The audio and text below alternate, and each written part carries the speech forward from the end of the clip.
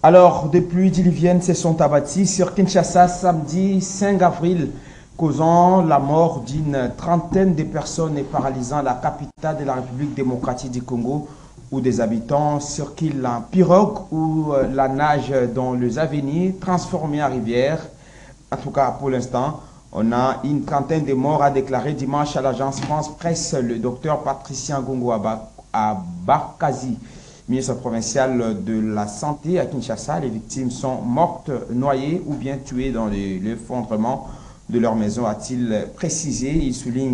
Il a également souligné qu'il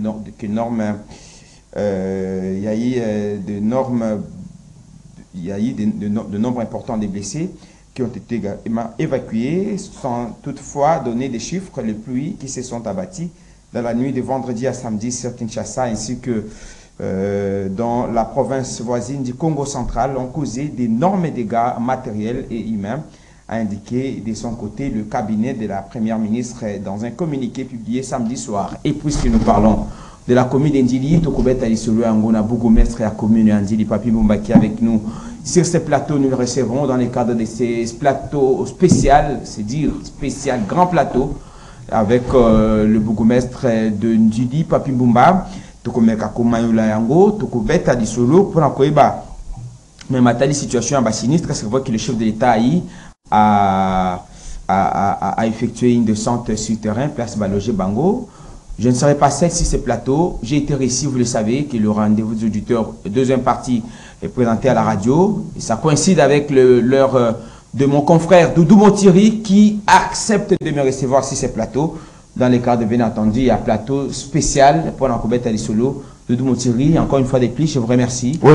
Devant Batoyon So, Bayamdimi, Kouembabi, sur le Hollanda, Konabango, à travers Bilili, Pena Radio. Donc, on a vu sur la télévision, Pena Radio. C'est ainsi que nous avons voulu, parce que les bourgmestres, Andimi, Kouembabi, Koyano, Nabiso, tout ce pays qui est à la dame na radio, les accords na radio, les appels na CTV Radio officiel, chaîne YouTube na bango. Donc la radio Liberté, ou la deuxième partie à magasin rendez-vous auditeurs, ou la réalité sur terrain, bakoye balope réalité sur terrain, na ndenge bourgmestre akitaki na terrain, ndenge bakonzi baketi na terrain, ndenge auto ekosai na Kinshasa lelo, le lenge nini bakonzi bazu ba disposition. Tokomeka komayela yango bitune kozaya Doudou Montiri bitune kozaya abonné nzinga bourgmestre kazana pona ko na pela bitune na bandi ya radio Liberté qui s'appelle Canal Congo Télévision. Ouais, la première partie parce que deuxième partie tout rassuré bango pe bakozwa docteur Désiré Bombile na juste après bourgmestre. Après bourgmestre. Voilà. Donc bande ko balandi radio Liberté Kinshasa, merci infiniment de votre sympathique attention. Canal Congo Télévision, merci également pour votre attention soutenue ce matin sur votre chaîne de référence. Merci Nababo Koblanda, ce pays dans Zéla, YouTube CTV Radio officiel, grâce à savoir-faire, topé connaissance Yaneko, Alain Kabongo Azanangambo, il y a Nassima Web, c'est CTV Radio Rally FM. Alors, c'est parti pour cette toute première question. Doudou Montiri, je vous laisse recevoir pour en toute première. Bon, nous pas le bosso, il y a bourgmestre, parce que il y a Zali Bongo. Moko Mokambi, il y a commune Oyaye, commune ya Ndjili, pour les Kambo Penza, maman les Kambo zane Ndjili, bien que la commune ils ont eu un problème, mais tout à l'heure pont et Bukani wana, c'est causé des dégâts énormes. Mais bourgmestre tant que qui Kambo, et ça tout le monde dégué. Tant que qui Kambo, et ça tout le monde dégué.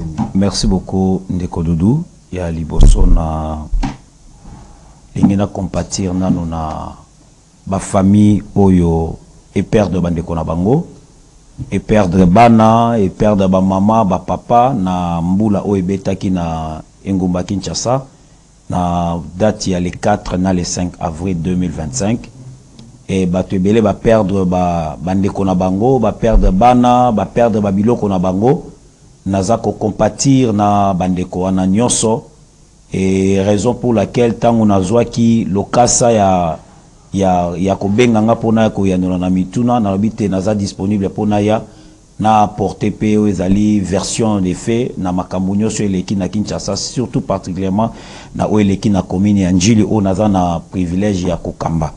Et puis ami balé naza kotonda botondi population to balandi nyonso o baza kolanda biso na ngonga oyo batie ba télévision na bango batie ba radio baza kolanda émission en direct na pesi bango pe merci pe mbote bisika bazali pe lisusu nazako tondo botondi tata mokonzi président de la République Félix Antoine Tshisekedi Tshilombo tata wa yambo ekolo na biso Congo oyo atiki population te a compatir na bango na likambo ekomi na engumba ya Kinshasa ezali situation moko naturelle, ça je vais vous le dire.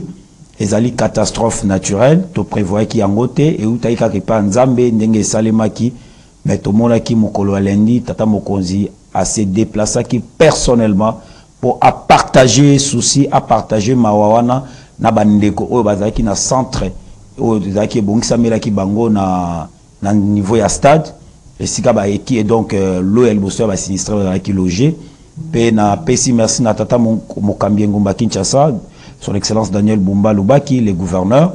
Oh, Tozalaki nae sur terrain dimanche. Donc, il y a bandaki d'ailleurs samedi na Boutou, qui no dimanche, Tozalaki na Tata Mokonzi, na limité Salongo, na boulevard place, vraiment ba dégué Zalaki, Tozalaki na Tata Mokonzi wana, Tomona ki be fort, nyo so Salaki pour que situation ezala maîtrisée. Yango nazo profiter pe na micro pour na couper ça et merci.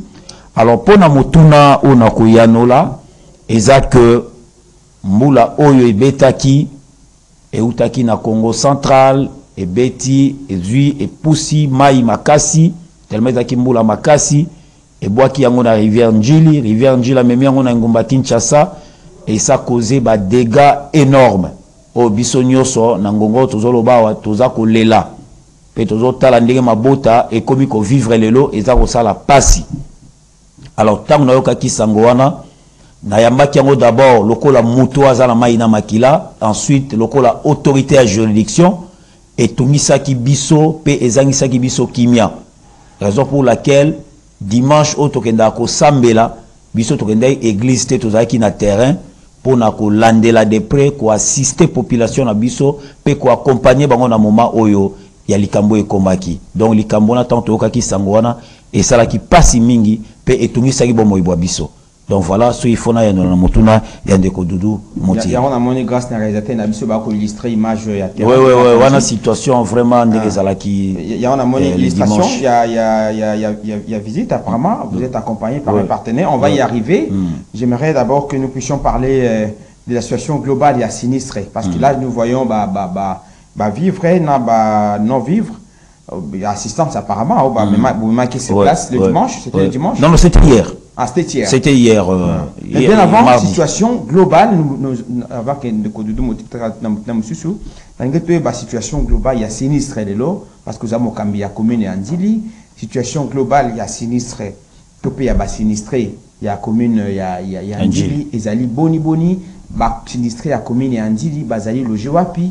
Il y a moto kota na musunu etali par exemple cause ya inondation topé le comme kambiso ki boyeba kité ke makamabo ko koma to bana no parce que via moto de kinyoso le long dengo lobby bo ka kisango bo kiti na terrain bo assister bango mokambi ko la ki na stade à visiter kasi le to ba bande ko bazwa ki likama na commune andi catastrophe obengeza naturelle situation na bango zali boni bazali netoko ba bazali wapi. Merci beaucoup Ndeko Bonheur pour notre tournant. Na stade Otozalelo, na commune Njili, nous avons enregistré plus de 200 familles déplacées. Na cadre ya Mbula Oyo et Betaki. Alors, commune Nanga global, ils ont touché beaucoup plus na quartier 8. Quartier 8, oyo esika bandaku ezaki ya kotongama na presque na rivière donc na vraiment pembeni ya bassin ya mai bandeko nyonso bazaki wana leo na olo baboye plus de 200 familles bazako vivre à la belle étoile parce que bandaku na bango biloko na bango nyonso ebebaki ememamaki na mai mais ya motuya po na biso na ngonga oyo ezaki commune Njili est enregistré ba morté. Donc en dehors il y a des dégâts matériels considérables pour te connaître mais pas de pertes en vie. Donc, sur une trentaine de morts, oui, comme Nji les a épargnés, Nji les a la mort, Nji les a profité. Information, Yamotouya. Nji, on n'a pas enregistré des morts. Parce que même à tali sinistre, tout de toute une situation, il y a sinistre, il y a Ndili, Ezali, il y a sinistre, Ezali, dit le fait que pont, rivière Ndili, Ndezalaki, et alerté Batomi qui t'a commis parce que rivière ils ont porté comme Yanjili yango wana tozoyo kandenge ezoba mayanjili et batu suba même kotakenga mais bourgmestre yo mai na yo bomisi batu mai donc voilà je comprends que kasi yango nous devons comprendre ouais justement parce que yo se le bami Yanjili na même ngambo rivière Ndili est déjà débordée bourgmestre bomisi batu ça va bien rivière Ndili tout le monde bourgmestre Mbumba.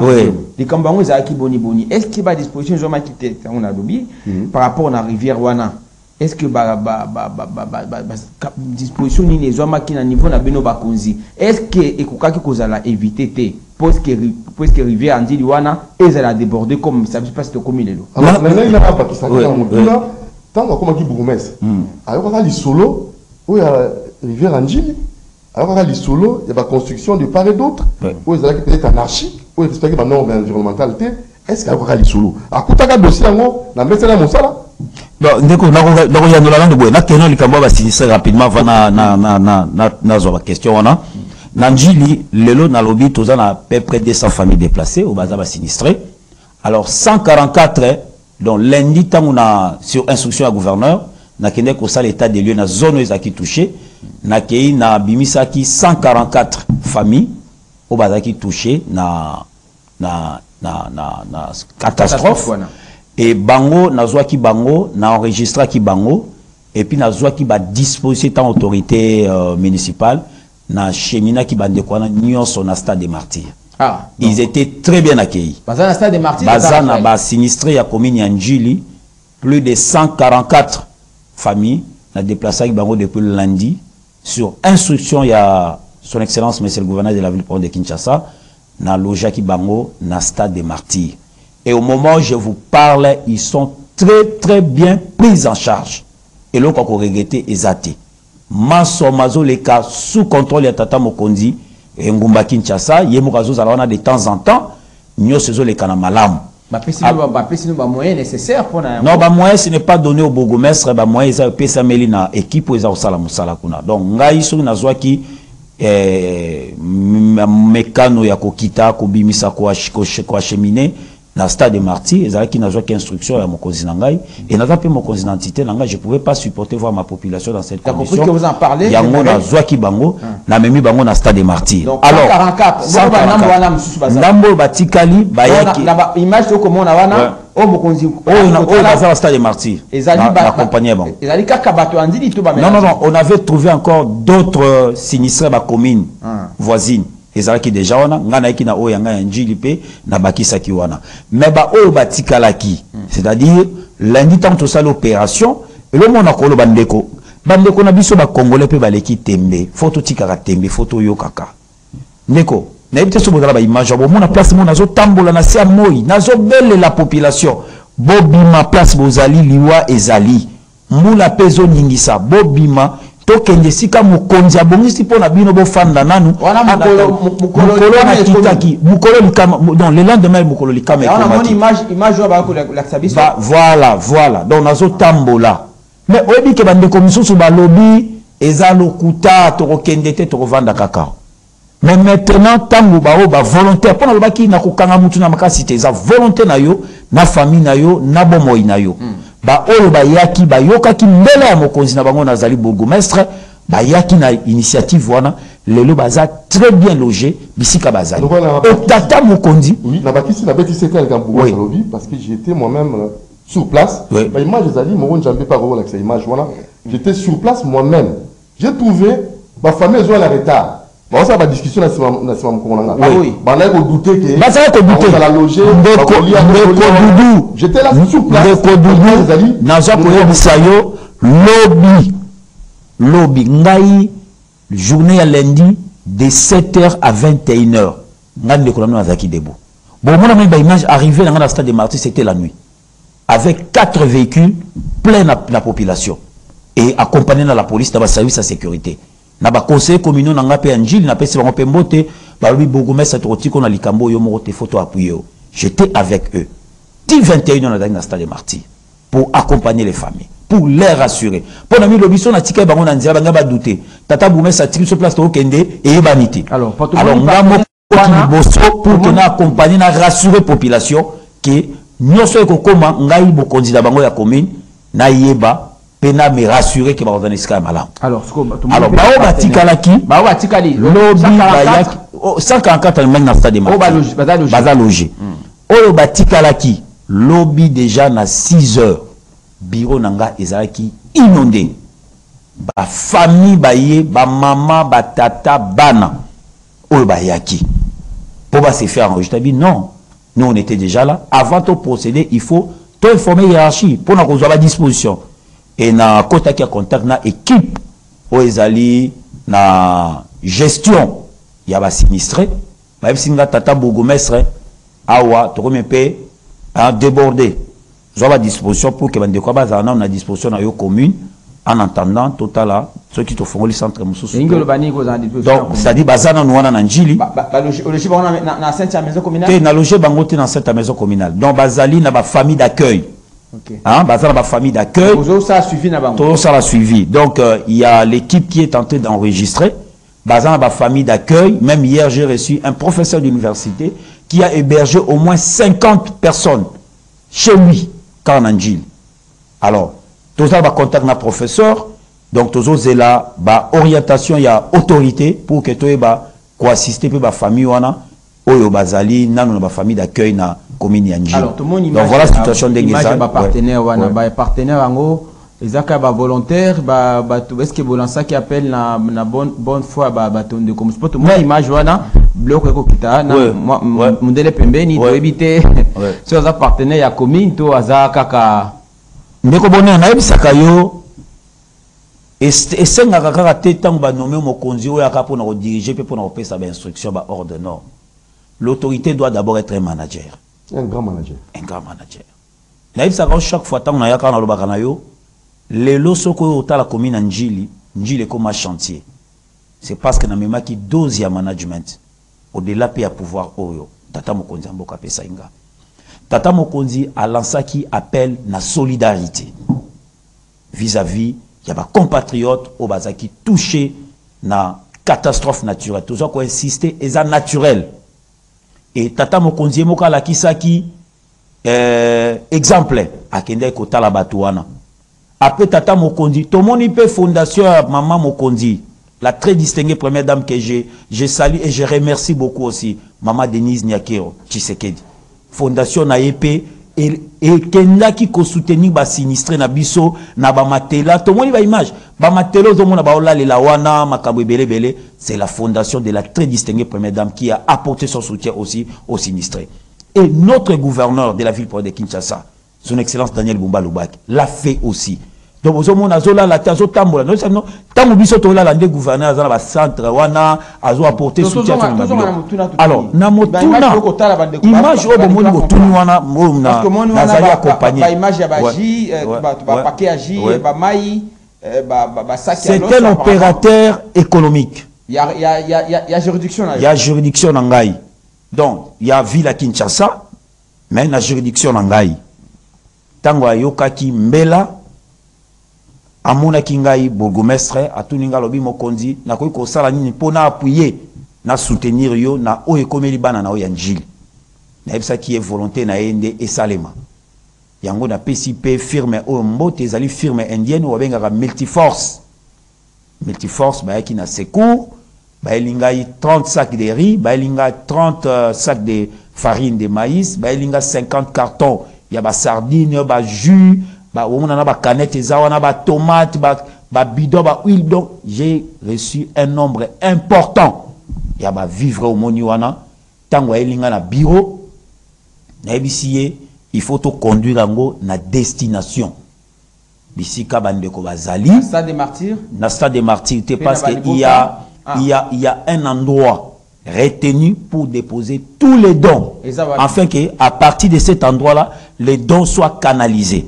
Parce que oui, après si pour le peuple ndjilois, population nango bazaki touchée, mais il n'y a pas que seulement les ndjilois qui sont des sinistres ou des sinistrés là où ils sont. Il y a aussi d'autres communes. Je compatis avec la population de la commune de Limité, je compatis avec la population de la commune de Matete, je compatis avec la population de Kisenso, Mongafula, ainsi de suite. Yango étant responsable de la mémoire qui Yango, na 17e mairie, na Institut Lumumba. Institut Lumumba, qu'on appelle sinistre bazali.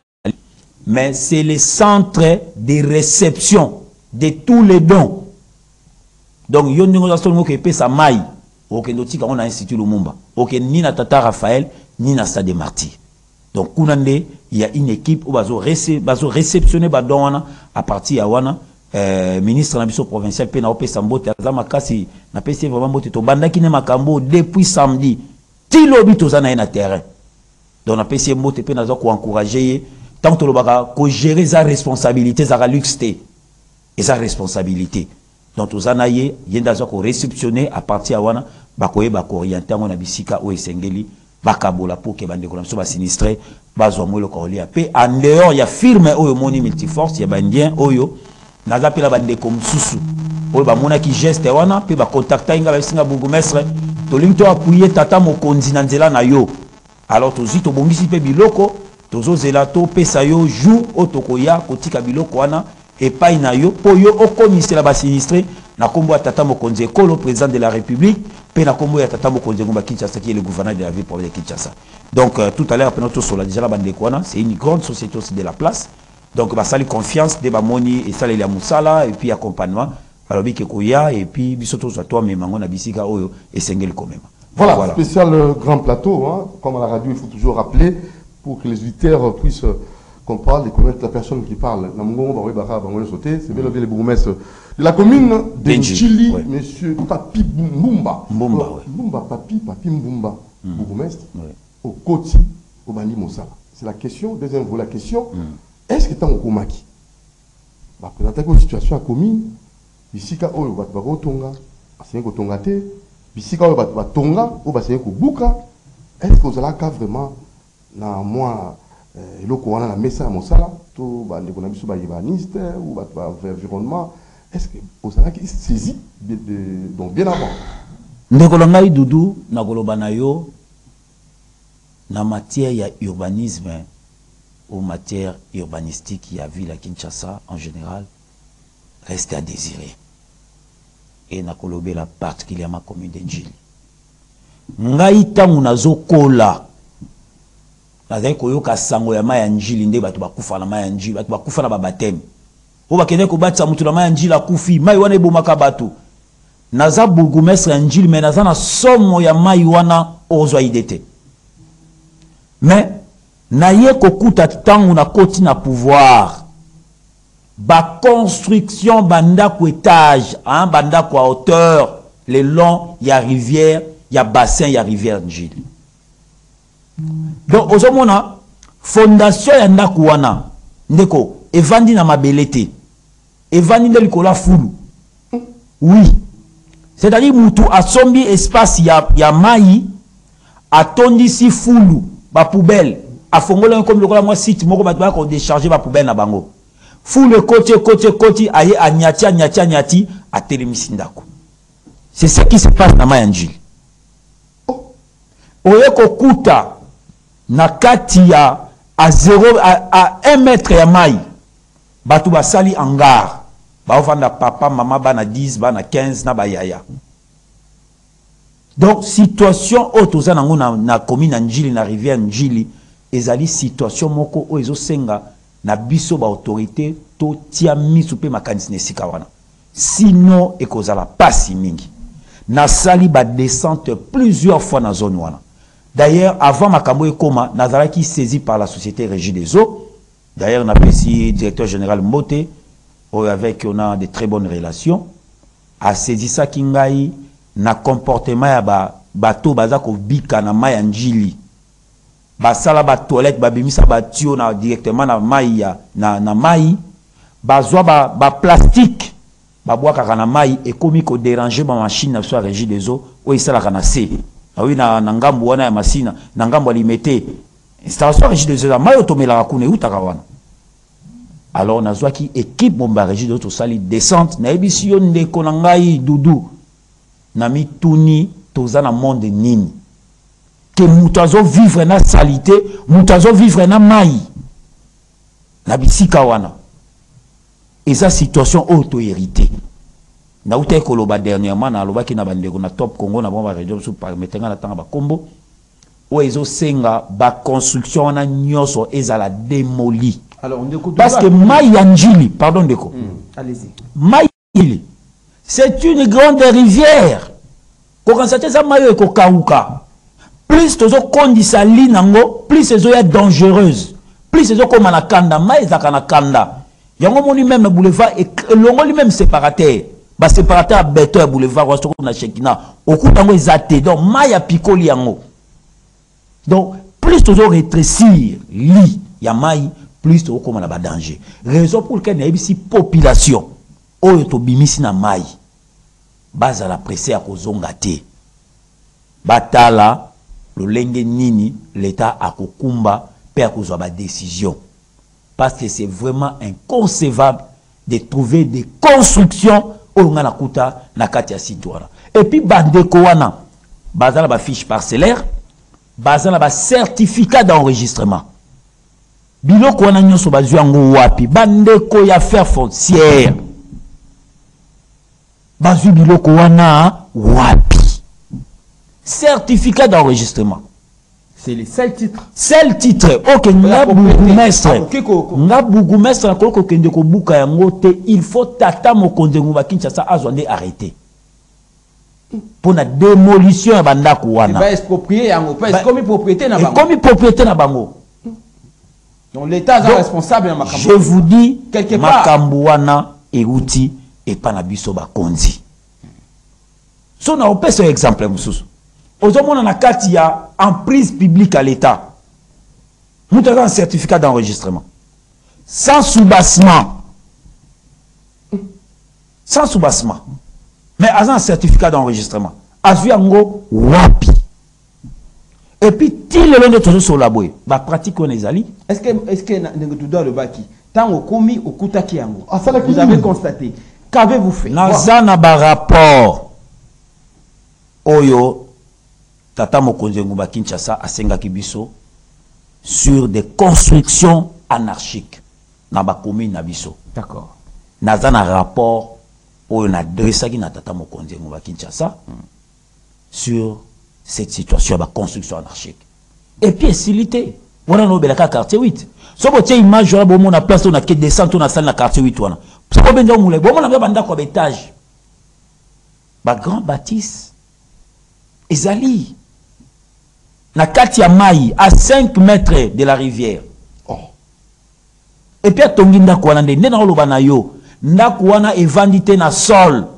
Ndako wana evandi ko la ba poubelle donc poubelle moko créé pour azwa moyen ya ko sala fondation. Souci à Rosanesika ofanda. Souci à Kozaka nesika ofanda. Mais kende na maluku ba kinkoli ba place ezali. Ngazali ressortissant ya kwa wana ya plateau bateke. Et ça très capital et le Condeko. Au sali rapport. Na sali rapport na autorité. Parce que par exemple là, d'avril hein. Na uti koloba awa pouvoir nyonso ezana isike bandara pe placer souka. D'accord. Na suika wana. Nga na sali rapport et pas tata mokonde. Alors dans le balelo niveau ya ba infrastructure de base na commune na bino. Na commune oyo kokamba commune Andili. Commune Esaki Makambo. Zongi la pona koloba par exemple la solution palliative ni besoin qui tant de chasse kabwani. Babi il y a par exemple mon oncle qui devait voyager, babi monsieur va couper kozwanzela à canot rapide. Bon, on va pas y revenir avec tout ce qui s'est passé. Les voyageurs ont même au pied, monsieur Baké dans Ndolo pour pas même on a dit et tout ça. On va y revenir pour savoir qu'avez-vous fait tant Makambo ne komaki solution ni bosalaki pour nous avoir disposition pour la solution palliative. J'aimerais dire niveau ya infrastructure de base de la commune ya Ndili ezali boni au-delà ya rapport au Dressaki tout le que de façon globale situation il y a infrastructure de base ezali boni parce que yango pesa na base ya Makambo na ya auto connaître le la catastrophe. Bon, niveau il y a infrastructure de base de Bonheur, il y a toujours Naïf Sarayo. Njili aujourd'hui, c'est un grand chantier. Depuis notre arrivée à la tête de cette municipalité, nous avons réussi à booster les choses. Njili les alliés, ils ont se porté vraiment très très bien en matière de construction des infrastructures de base. En termes il y a voirie. Dans la commune de Njili, les lots, et dans la commune, moi, côté na ko égaler la commune na Njili. Hormis ba Gombe, banine tout ça. Mais en termes de construction, les lots na dans la balo na banda ko ebisayo bat bada ko chatembe, bat bada ko boyawa. Mende ko dudu yaka lelo na Njili, tuna balabala Luemba. Kendo tala balabala na lelo. Tuna balabala maître croquet. Kendo otalango. Mikolo leki bande ko mingi baloba na TV na ba radio na ba TV bourgmestre aloba ni pona Kimbuta Kofi baba ko to teki stade voilà baloba même na teka terrain Saint-Thérèse balobi na teki l'espace quartier 1 mais lelo allez voir ce qui s'est fait là-bas même dans so na bino l'autre ça mercredi lobi jeudi misala Kimbuta bandaki déjà na profiter na ebitala bandeko ba s'inquiéta ki ba tunenga mituna mingi tant na loba na bino ke misala zo banda dans 2-3 jours. Les gens m'ont traité de tous les mots. Naloba nabino, naoloba makambo na yebina on azo maîtriser. Les autres nabino mercredi, je crois le 9 avril. Hier mardi le 8 avril 2025. Kimbuta Sezwa qui bandi déjà kozwa. Pour mes zaki bandate, pour mes zaki ici là parce que bandake ici la kate. Ndeko Bonheur à Kinshasa tout le monde bandé ici. Nous faisons confiance à l'autorité et misala oyo mokonzi azo lancer na ba commune. On a opporté pour le bourgmestre. Tant que gouverneur et président de la République a lancé Misala. Hein? Misala, ils ont lancé la commune. Ndeko Doudou. Copia Moukongote pour l'Oba. Parce que ils ont Misala gouvernement central. Ils ont Misala gouvernement provincial. Si vous avez représenté le gouvernement central, puis vous avez représenté le gouvernement provincial. Donc quand il y a des travaux ils ont lancé dans la commune Abisso, yo tata bourgmestre nous allons premier superviseur. Ponga na yaka. Lelo on a commune Njili au côté na chantier mon côté sans l'autorisation du bourgmestre. Même la caméra na. Alors maison communale quand on déconne bisayo de l'autre en mois d'avril. Fallait to côté la mois de juin mais société et soit qui moi retard il y a commande matériel oyo et ya qui pour achever maison communale. Donc biloko nyonso batongi maison communale wana et outil libanda mboka. Alors biloko ba commande wana et qui moi retard na douane mais ndenge to loba awa et c'est commune à Kinshasa. Il fallait occuper maison communale na mois de mai. Mais suite ya moi retard otozu wana na matériel o ekomi nde sikoyo maison communale ya Njili ezo zala disponible to bazo tiango na disposition à l'État na mois de juillet 2025. Donc au mois 2 mois en retard suite il y a évacuation tout il y a matériel où il fallait que comme. Alors donc infrastructure de base voirie na commune Njili impeccable. Na au sein de la caméra na bino pour na sukawana ndeko Doudou il y a kana ba caméra na invité. Na oya. Réalité c'est. Obi na pour na yaki na nzela Kimbuta wana bandi na suki na zongi. Kimbuta banda lobby depuis lobby frappé ça. Depuis lobby mardi. Frappé zali. Bazo frappé. Ndena olongwa awa nga moko na terrain. D'accord. Alors monsieur le bourgmestre parce que batubayoka qui séparateur moko lobby Panzani ministre ici ce que doit sali communiquer na ce qui mettre Nico Maengeli ya lobby akerubuka Shekina. Là où il y a eu des dégâts. Vous avez parlé de séparateurs Bukanaki pont voilà, ils allaient déborder. Alors, quelles sont les solutions palliatives aujourd'hui par rapport à la situation que tu connais qui dans même si tu es Congo central tu pas les compétences na yote tout ce qu'on a dit ba solution ni besoin qui tant makambo les commis qui non les lots est-ce que ba konzi ba métier déjà na misala pour na ko réhabiliter place wana pe ko pe qui ça que incident à bongo comment ba disposition ni zo ami na minute ko le babongo donc doit que ça peut-être na moto na place c'est quand même question nga na ba qui ça pour banvula et kokoba mbula mai et le karanzela pas le bi ba de quoi na bazonga na kuna te bazonga te c'est un danger bazana no pour l'instant loger place neko bourgmestre à lobby la commune na stade de Marty na stade de Marty et puis na famille d'accueil au Yezu bango na commune Angé. D'accord. 82 33 33 749 082 33 33 749 Pour vous qui nous suivez à la radio, c'est la 96.8 MHz, Radio Liberté Kinshasa. Vous pouvez également nous suivre grâce à votre application Radio Ralik FM à travers le monde. Kokotaka na Radio Ralik FM. Vous téléchargez l'application dans la Play Store. Puis au lundi, mission en direct, bien entendu, dans le canal Congo Télévision, grâce à Ndekodoudou Motif au Lelo, donc on présente l'émission à Lelo. Puis, CCTV Ralik officiel. Votre chaîne YouTube, vous appelez en direct, beaucoup d'andaviso. D'un point de vue, beaucoup de la commune Yandili, de Kopapimbo Mangaliema, Azali Bongo Mokambi à commune Yandili, place Boyoka Kike, Mayandili, et Bomi Batu. Na meminga mbuna mai. Comme tu préfères Kobenga et Awa, pour Toyoka, la vérité, Bolandi, rapport à l'objet à Salaki, donc vous avez des Singa, Kassia Boya, on a monté un abisso, si ma disposition provisoire au Bazui, au délai avant de quoi, on va retirer la couleur de Libélate. Que l'État quand ça le terrain monsieur provisoirement pour loger bango pour stade des martyrs ils allaient quand même place à gymnaste et c'est vrai qu'il faut à un moment donné activité zoga on ne sait pas comment ça va se passer pour l'instant quelles sont les dispositions parce que certainement vous pouvez en être informé. Merci beaucoup Ndeko bonheur pour na mutuna na yo d'abord na koyanula que nga étant bourgmestre nazana ba compétence to ba attribution nga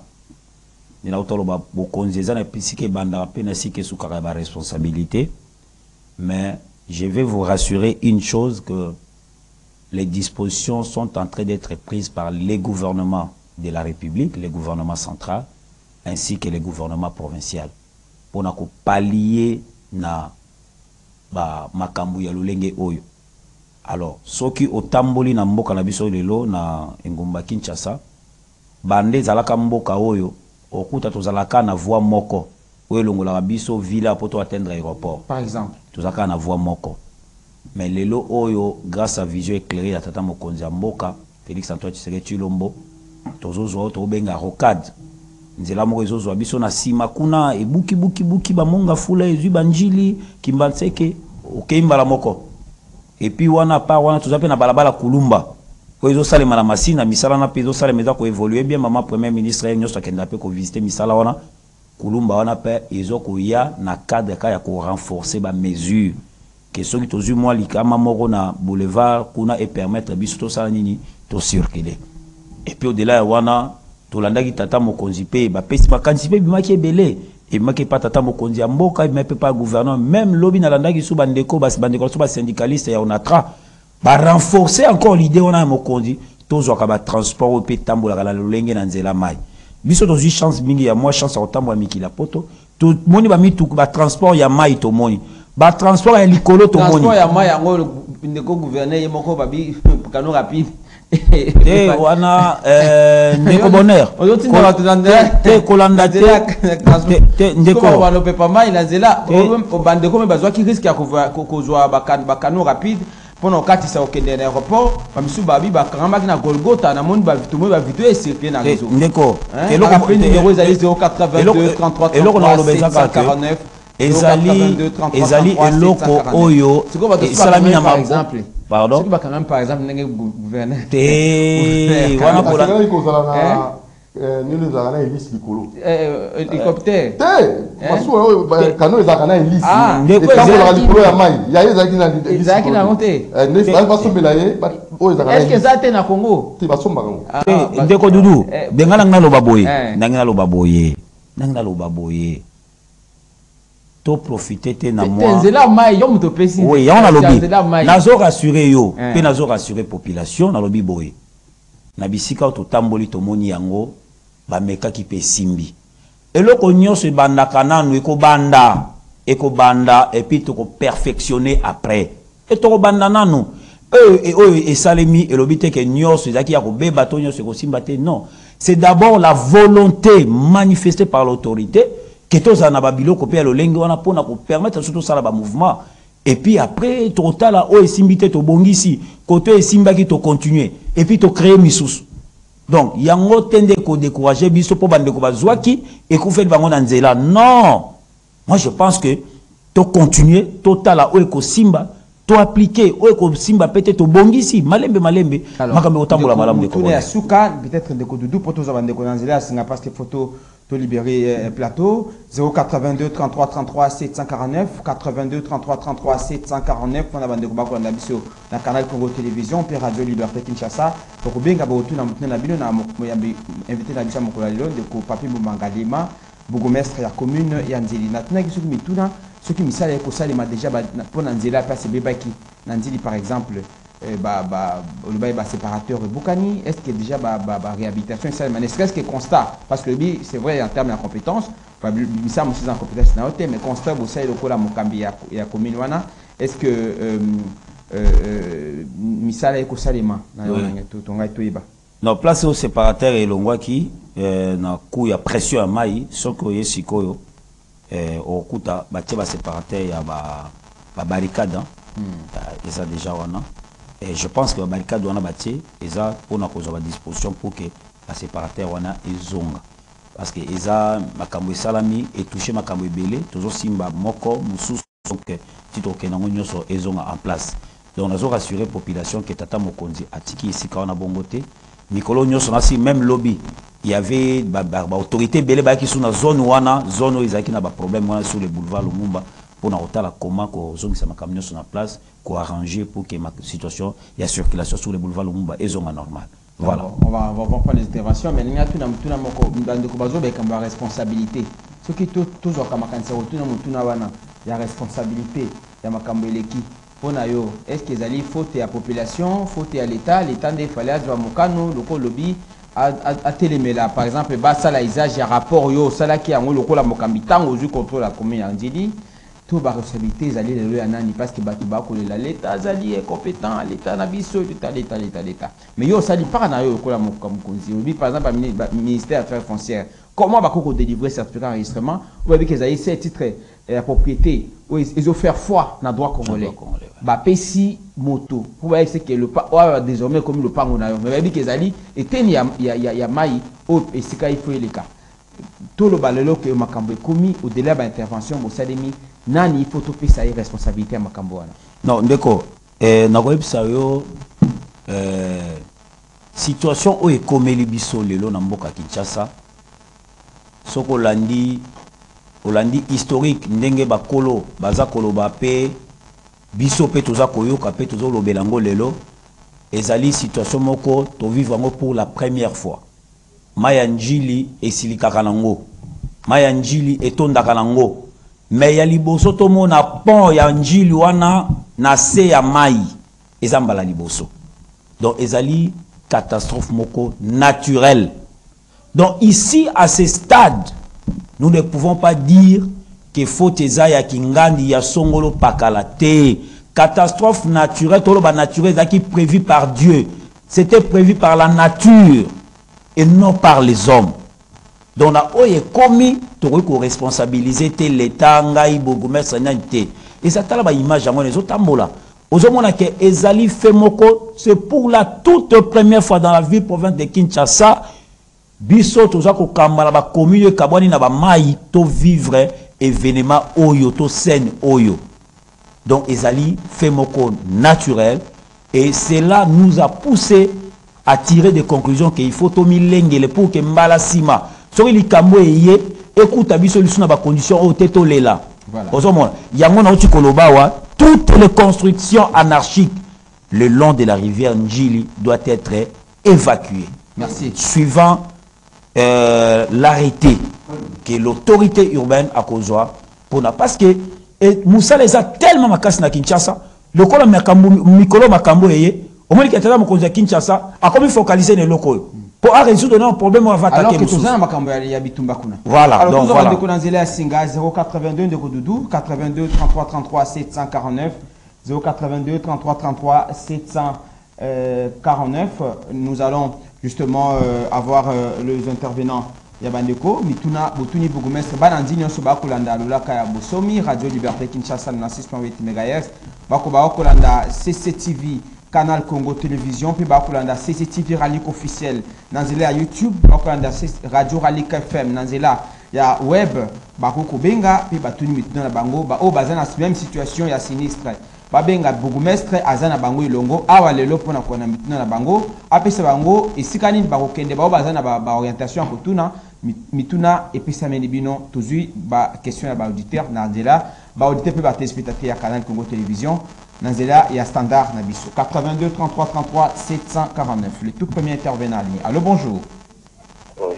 Bonjour Ndeko Maxime. Ndeko bonheur toujours kayo. Ah. Je remercie vraiment Moussala et Abougoumé Kanjile Monani.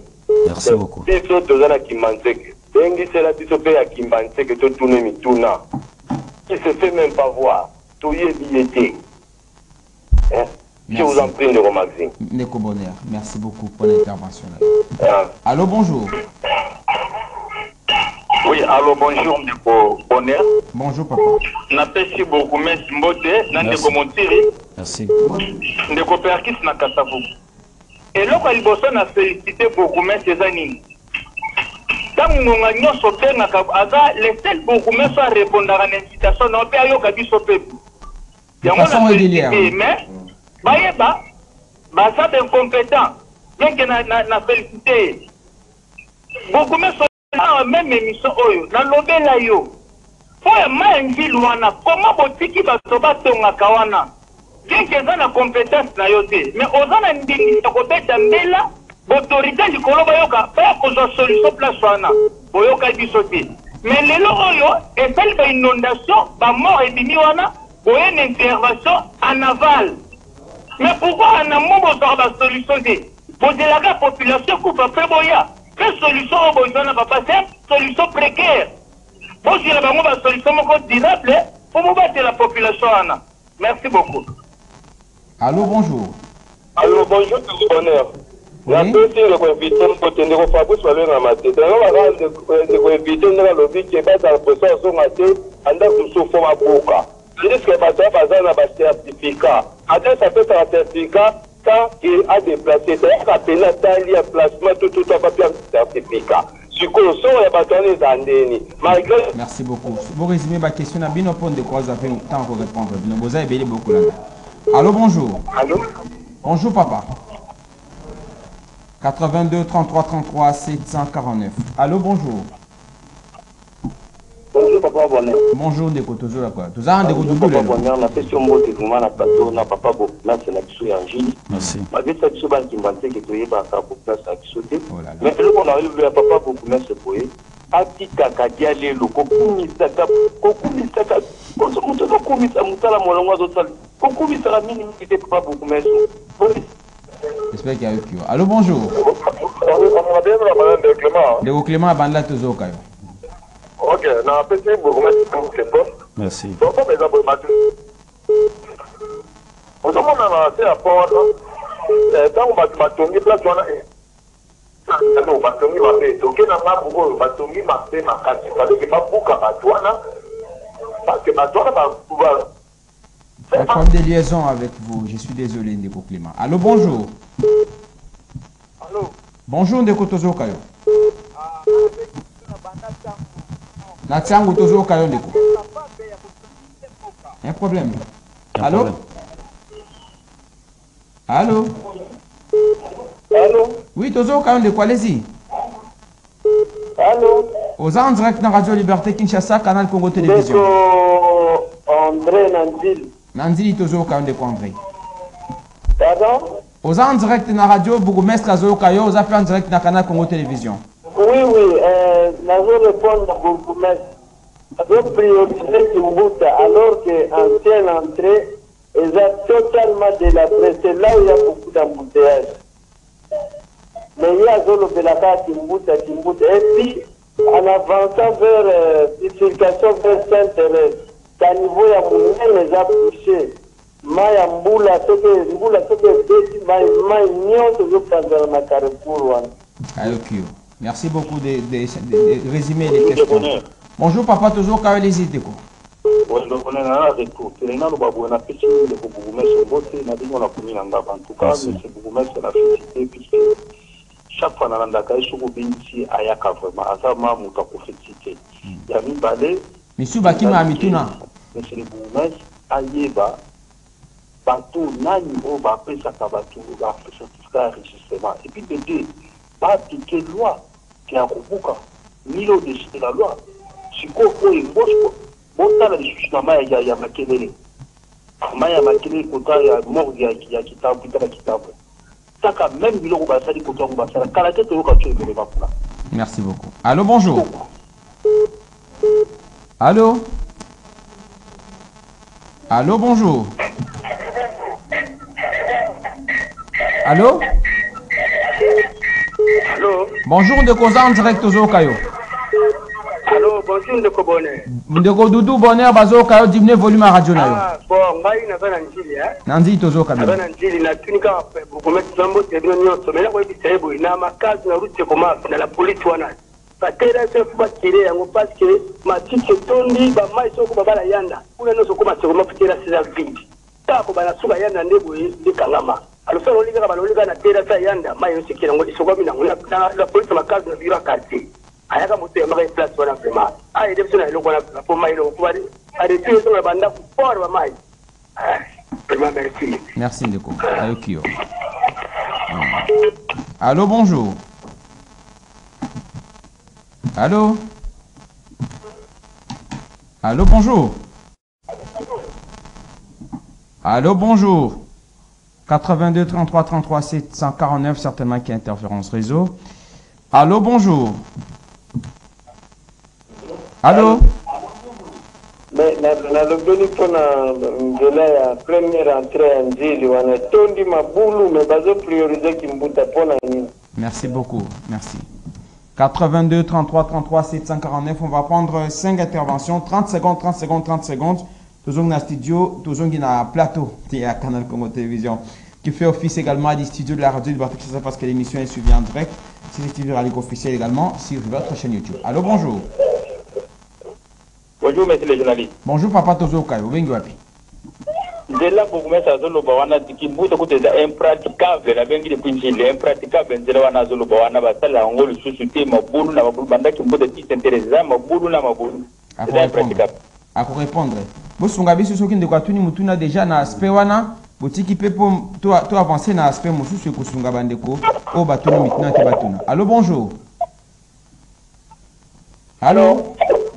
Bonjour, Naligila Tuna Boyba, les groupes Nalobi Boya. Obengi wapi papa? Obengi wapi? Mais c'est les bourgmestres aye kozomokala na kuna commune ya Monga Fula. Difficulté de liaison, s'il vous plaît. Peut-être que passe aux alliés. Vous avez madame Mouté, Bolimbi Sinande Kwa Bengi Bissou depuis Monga Fula.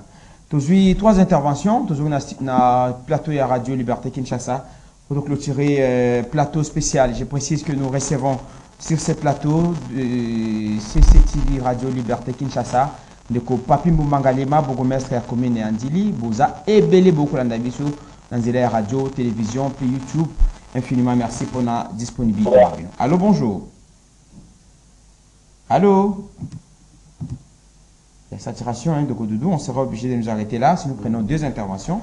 Parce que nous devons laisser également les bourgmestres répondre à la préoccupation Yabandeko, Babengi, de part et d'autre.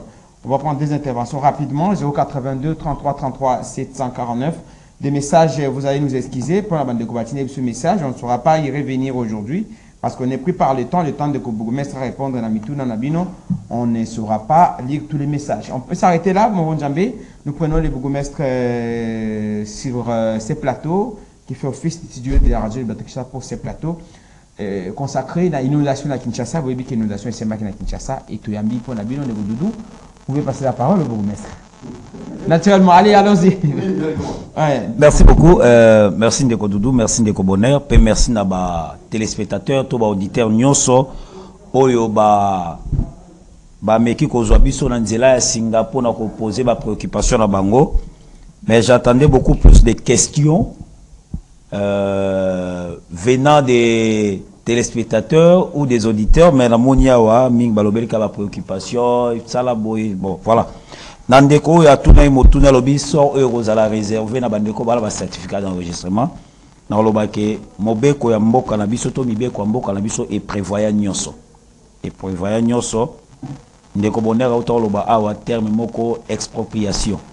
C'est-à-dire que l'État tango azui mokano asala musala to asala loko moko ne sika moko songolo pakala au titre ezali au tobenga certificat d'enregistrement l'état bandara d'abord n'a ko exproprier pour que et permettre moto ba kolongola wana azwa esika mususu ya kokende soki eza que nena loto loba bande konsu batonga bangara batol le long ya rivière soki alongo l'état longoli wana l'état lokola responsable ya yambo ya mboka akozwa mutu wana tia kobwaka na balabala raison pour laquelle nous avons même bandeko tolongoli wana lelo baza prise en charge na l'état na niveau ya ba zone to ba site où ils a retenu pour na ko accueillir ba sinistré donc biso na niveau neti yanga na commune nde na uta koloba awa tozana ba responsabilité limitée na makambo etali mabele to ba titre donc la commune n'octroie pas de titres où ils ont reconnu dans l'état donc babilo ko na so ba titre wana ça provient des affaires foncières et puis na zo sepela na musala makasi pe o mama akasi bandubola zo sala na secteur wana ya urbanisme tozomona mo ba discipline beleza ko zonga banda mama akasi ya na tête ya ministère oyo yango zo mona ezo nyingisa bandeko mususu parce que bandeko mbiso pe mingi tolinga mwa malamu teto kota ba secteur mingi donc mama akasi bandubola vraiment chapeau bas na musala ya munene mama za osala pe asungi lelo ville Kinshasa obi ke to récupérer site ya mpasa ou décharge site les akia ezaka expolier mais lelo grâce ya politique à mama kasi na gouverneur ville Kinshasa on a réussi à récupérer ces sites là pour nous permettre ba salité nyoso ba poubelle to la ville Kinshasa et kende na site wana alors na moni de kwa lobia wa travaux ya réhabilitation Kimbuta pendant que c'est comme des grands problèmes non. On a posé les problèmes pour réhabiliter Banzela et commune Anjili. Na Banzela commune Anjili, ils ont une priorité. Mais tant que l'obéla entre ces comaf, fallait monter maintenant à la malam olobela luemba olobela croquer. Yo monika ya mabende pour l'obéla. Donc, na royebisa ok, to bandi na Kimbuta, après Kimbuta, to kotala entre ces comaf. Parce que nous allons vraiment utiliser pour mettre nous pour centre-ville et la part c'est comment. Donc ils ont déjà pris en compte dans le programme Tata Mokondi et la disposition peut moyen ils ont déjà en place pour que Kimbuta na Sekomaf et Salema na lolenge Mokondi na uta kolona betando ya chaîne mususu. Donc voilà ma préoccupation wana tirage ya makazu oui effectivement papa na et sa répercussion. Je ne pense pas parce que qu'à niveau où il y a l'obélia Makazu au quartier 13, je ne vois pas Yango impacté la rivière Angeli non. Et quoi impacté des ménages, hein, banda ko nyo sur à côté wana. Dans la même optique tout l'obélia. Oui, donc nazo rassuré papa, nazo qui déjà rapport Oyo et la semaine ici na okita wana na service assainissement. On a total yango et total lolenge nini to banda dia ko tia maboko poto banda kolongolango et puis bino pe population vous avez la responsabilité monene botika ko boaka ba plastique na ba salité na caniveau na politique on azo kotisa siko na commune ya Njili na maimatali assainissement surtout na domaine ya ba curage ya ba caniveau donc na ko banda ko ya so na kuti liboso ya maison commerciale na kuti salité na caniveau na ko retirer autorisation d'ouverture et puis na ko sceller maison. Ça je profite de ces micros pour lancer ces messages à tous les opérateurs économiques ya commune ya Njili. Tangu nazo zonga na terrain soki na kuti caniveau liboso na yo na kuti plastique na kuti salité je retire l'autorisation de fonctionnement dans la commune de Njili et na ko sceller maison. Très bien. Parce que na monique il faut aussi nous fimbu pour que mutu asembo masiko na nzela et boyebi lolenge na fonctionnaka tant on a ka sala musala motemetika la na bureau ndaka wana ka poso pamba pona sala musala lolenge et sengere sale mapute batu ba vivre na condition ya malade. Alors avant dernière question peut-être de continuer à na msupoto si ça mais matadi politique et assainissement le Beliango ko approfondir mais par rapport à Kinezo Bonga le commune à niveau nini na commune Andili parce que ezali parmi ba bloc ezo bato abi bazolo tandoto Kinezo Bonga bazui ba kangi photo j'ai vu le bourgmestre le gouverneur qui était sur terrain à Kinezo Bonga pendant qu'il y a eu inondation, bakangi photo, j'ai vu ça sur les réseaux sociaux, hein. Capturer la place à qui les obonga, on a lobby qui est contraire à qui les obonga, qui les obéba. J'aimerais que vous répondiez sur cet aspect par rapport à la commune Andili. Quelles sont les avancées par rapport à la politique et à gouverneur Dane Bombani avec Kinangoma et Kamboïta de qui les obonga? Puis, aspect sécuritaire. Qu'est-ce que vous faites aujourd'hui? Parce que il y a une sécurité, et braquage et tout ça, et comme il est vraiment récurrente dans Ngumba Kinshasa. Quelles sont les politiques que vous avez mises en place par rapport au bénéfice justement de la population? Il y a Ndili ou pas eu Pio Kamba Ndeko bonheur nakoyebisa yo boye bandeko ba retenir eloko yo tango tata mokonzi Ngumba Kinshasa a lancé programme ya Kinshasa ezobonga. Est-ce que les réalité ezali réalité ndeko nangai parce non les amis parce que biso na entendement ya Kinshasa ezobonga bandeko bazo focaliser makanisa moko na Italie assainissement boko ba construction ya voirie yoko pesa na kati programme Kinshasa ezobonga. Daniel Bumba, oui je vous dis boko construction ya voirie eza na programme ni n'est-ce pas Kinshasa ezobonga oh zolobela wana mais yamona non c'est ma ou zolobela mais na otambola na Gombe non au moins banzele beleza en construction banzele construction banzele en réhabilitation aussi commune na Gombe non au moins na commune na Kinshasa na au moins na Kasavu bungengi pananga na surtout par un angile. Donc misala ezo salema misala wana nyonso eza na kati ya programme kinezo bonga. Et au-delà ya wana c'est ça qui prend ba tozolo bape soto bike ba trou partout au baba Kinshasa zéro trou les riz presque wana ezali programme ya gouverneur Daniel Bumbate Kinshasa zéro trou bandaki na époque ya on est dans le programme du gouvernement central. Ah, d'accord. Donc, le gouvernement provincial, bon, je ne me fais pas le porte-parole du gouvernement provincial, mais je parle quand même aux réalités que les programmes à Kinshasa Zéro Trou, ce n'est pas le programme du gouverneur Daniel Bumba Lubaki. Et ça, le programme où Bandaki déjà. Il y a un programme à Kinshasa Ezo Bonga. Il y a un lobby na bino que total à karaté mutakangi photo Kinshasa Ezo Bonga Tiemai. Et les lobbies sont la population, tous les responsables, il y a destruction, il y a pollution, il y a ville province à Kinshasa. Nous, la population, nous avons une grande part, il y a responsabilité. Tout ça qu'on détruit l'environnement pour que tu sois président de la République, pour que tu sois gouverneur de Bongisa, pour que tu sois bourgmestre. Donc, c'est pas une mission parce que Ndeko Doudou, Ndeko Bonheur, vos émissions, elles allaient parmi vos émissions, elles allaient vraiment suivies dans la ville à Kinshasa et à travers le monde. Et donc, on s'est placé bon, mais dans la campagne de civisme au sein de la population quinoise.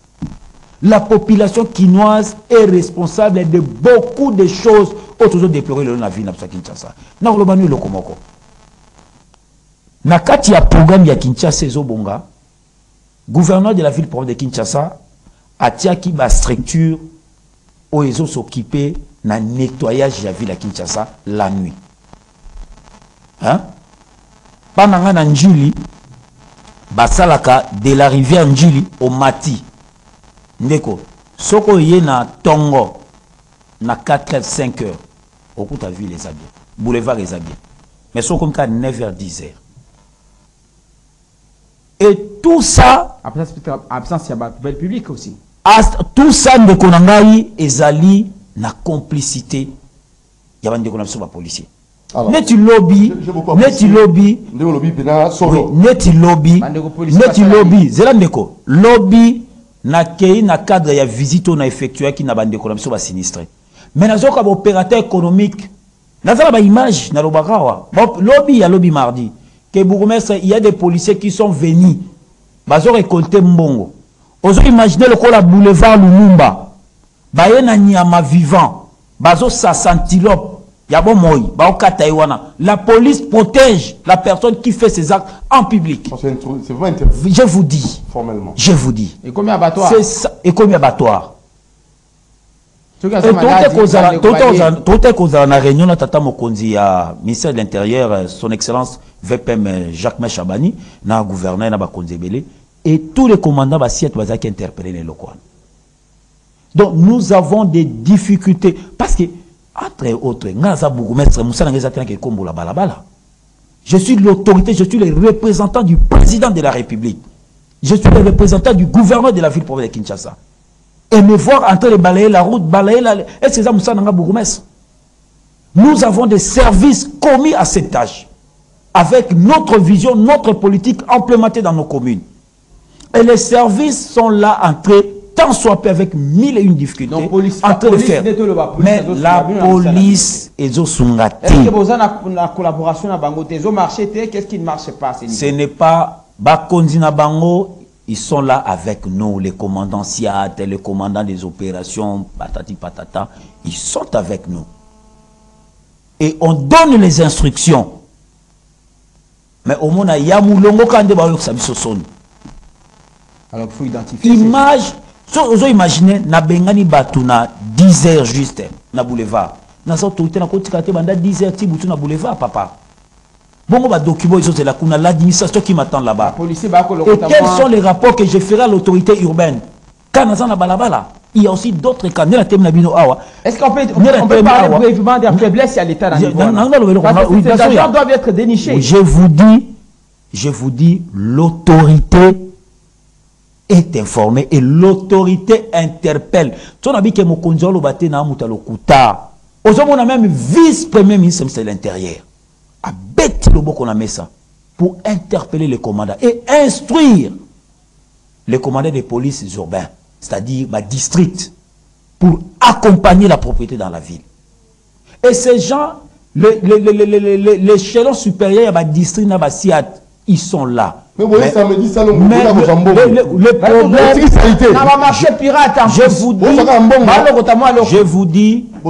je vous dis, police Yamoulongo. Alors, il faut le dénicher ou c'est la faiblesse de l'État? Non. Non. Naouti Kolobawa, c'est de l'incivisme. Inconscience environnementale. Voilà. D'accord. Alors, par rapport à l'aspect à sécurité, rapidement, on a fini. Aspect à sécurité. Et puis, vous vous posez une question que vous avez estimée nécessaire, importante tout au long de cet échange, tout au long de ce plateau spécial consacré à l'inondation à Kinshasa. Vous posez une question que vous avez estimée importante. Tant que vous avez tout le monde, tout le monde, tout le monde, tout le monde, tout le monde, est-ce que vous allez travailler dans le chef de rue, chef de quartier, pour accompagner la politique et l'assainissement? Les Loranjili Awa, na téléphone nanga, na brisa barrière. Ngai même chef de rue a benganga pour passer une information. Même chef de rue. Tant qu'on a awa na zela kuna kotawa, chef de rue moka benga. Alors chef, makamo zo le kasiko na veni nanga. Na osa le message wana na WhatsApp. Na ligne batu ba comprendre que na osola na yo. Et na eu information. Et j'ai appelé le commandant Siat. Et le commandant Siat me dit, excellence, j'ai déjà reçu ce rapport. Déjà l'équipe souterraine a va travailler. Et nous vous attendons pour les rapports. Vous voyez. Donc, Naba, chef de rue, je suis un chef ouvert. Très bien. Et je suis en collaboration avec tous mes services. Aspect sécuritaire? Aspect sécuritaire, voilà. Aspect sécuritaire dérange, nous devons être francs. Les pays en général traversent une période de turbulence. Et peut-être avec l'annonce du retour à Joseph Kabila, nous on n'a pas, ça va rétablir la situation. Non, nous ne sommes pas dans ces lits. Non, nous ne sommes pas dans ces lits, vraiment, excusez-moi. Seulement, ce qui se passe dans Mokalabiso, dans la partie est, et Zapé Koko, ça va retomber dans même biso au niveau d'entité. Nous subissons des fois certaines situations sécuritaires aussi qui dérangent notre population et qui dérangent la quiétude de la commune. Et ces derniers temps, nous sommes en train de vivre trop de braquages, trop d'incursions des hommes en armes dans les familles. Te kabase le neti yanga ngala zui chance dans la district na commune nanga. Sauta l'image dans un colonel. Maman aza pembe nanga na aza colonel azali numéro 3 ya district na biso Changu. Nazala contact na numéro 1 ya district numéro 2 bango nyonso bango tout ça na bango en bonne collaboration. Et le cambo y a arrestation arbitraire en tout cas na télé marapé na lobaka. Et puis là on a CP là parce que le commandant district que je salue aussi John Boussa à Yokanga. Son habitué mon colonel, je suis le chef de l'entité et votre bureau c'est dans mon entité. Na linga yoka boete aïsanga mokonzi nazo lande la bateau bazar na terrain, s'il y a des arrestations, n'a qu'à relaxer. Et puis à ça la rango chaque fois. D'accord. Donc de ces côtés-là, donc sur le plan sécuritaire, nous sommes en train de travailler, que la population nous fasse confiance, tous à Kobunda pour que Kimia ait régné sur toute l'étendue de la commune d'Endjili, comme nous l'avons toujours voulu. Alors, voilà. vous posez une question que vous avez estimée peut-être importante cet échange sur le plan global, il y a actualité, généralement. En tout cas, Nalinga qui n'a répondu à la préoccupation à la journaliste et à la population. Et je pense que d'une manière globale, vision d'avenir, peut-être. Vision d'avenir, oui, je suis politique, je suis appelé aussi à avoir des visions. Et pour la commune, voilà ce que je voulais dire. Dans la vision, il y a commune, dans la vision que Makambo est à la bien, dans la vision que commune Yandjili et reprendre place nango ya Kalo Izaki capitale ya Tchango. Parce qu'aujourd'hui, quand on parle de la commune d'Endjili, Tchango Mobimba, c'est Ndjili qui est la capitale, où je suis en train de protéger les intérêts de toutes les structures de l'État. C'est la commune d'Endjili. Surtout que le président de l'Assemblée provinciale, Lévi Mbouta, a rappelé qu'il c'est un grand notable aussi à commune d'Endjili. Oui, il a rappelé Kimbase qui a le mail qui a bloqué qui. Alors ndenge a rappelé bango Tchangu eza commune na yo donc lobi ndi les appels moka ba commune na Tchangu to le ba que misale ko salema de façon globale pour être yon ce qui n'est malamu. Alors dans la cadre de plus de cas même optique wana le président de l'Assemblée provinciale également a eu à mettre en place une commission na parlementaire pour l'Assemblée provinciale et permettre que ba enquêter vraie cause il y a inondation et puis ça le rapport dans l'autorité parce que on va contrôler autorité gouvernementale provinciale bien entendu. Allez, monsieur le bourgmestre et la commune d'Endjili, Doudou Monturi, je vous laisse conclure l'émission parce que j'ai ouvert. Je voulais profiter peut-être de votre micro pour lancer aussi un message, un appel aussi à la population djiloise que na Mikoleza Koya nazo sa la journée moko porte ouverte na faveur ya toute la communauté ndjiloise pour que baya accéder à ba chantier où ils ont salé mananjili bazo connaissance à makambo ils ont salé le Kalanzilani par exemple non ils ont déjà na commission on a mis en place où ils ont kota à contact na ba structure nyonso ba association où nous sommes ko evrer na ndjili na ba église aussi et structure on a mis en place donc je crois déjà deux domaines ont signé décision pour permettre à la structure de travailler en collaboration avec toutes les structures pour que la structure ou l'association informe les membres de la bango et il y a une date en place pour que l'association et l'ongona bango tout ça la visite à la chantier. Non seulement l'association, même les responsables de la structure sont dans la commune d'Endjili. Aujourd'hui, SNEL, Régie des eaux, parquet à grande instance, tribunal à grande instance, tribunal de paix, tout ça, nyoso. Et responsable on a fait très bientôt nazo co-approcher bango dans le cadre d'une réunion pour que mais makambalotique na lobana soutien le kona neko doudou tous à la quand même réaliste tous au funda snel ernio son régie des eaux tant nazo lobela makambo ya civisme et ça pe na biso bayer te ba kolo ba mapango na ko pesa yo exemple moko na balabala ngala kola na balabala nguya endeko na balabala nguya na mombele tozana parcelle familiale kuna na balabala nguya tozaka na numéro nguya bandaka na numéro 1 tina 62 ezalaka 62 parcelles et comment combien lelo osoke na balabala nguya okuta plus de 100 parcelles donc 150 180 parcelles le pangu moko bakati yango 3 4 ma ministre libanese a tellement bien yango na lobi le pangu mutote ka le pangu le pangu ça c'est référé dans l'état mais de côté tout c'est bambo comme sous na rebi samye lokomo oui même na Congo Brazzaville ça facile que somba le pangu na Congo Brazzaville te va bunda pe bango eza facile te okei olobi ko kat osomba le pangu donc biso on a Kinshasa ndeko bonheur oui mais ba table wana tangu munde la sala ki yango alobi par exemple ya balabala nguya Mundele tango atie câble ana ebeke ils en charge 60 parcelles ou 62 parcelles. Mais le lait de commune a plus de 180 150 parcelles. Donc cela veut dire que cela veut dire que makambu nyonso ekobongwana na bâton magique. Donc l'implication de tout le monde. L'implication de tout et la responsabilité aussi de tout le monde. Mais ba chef ba responsable bazwaka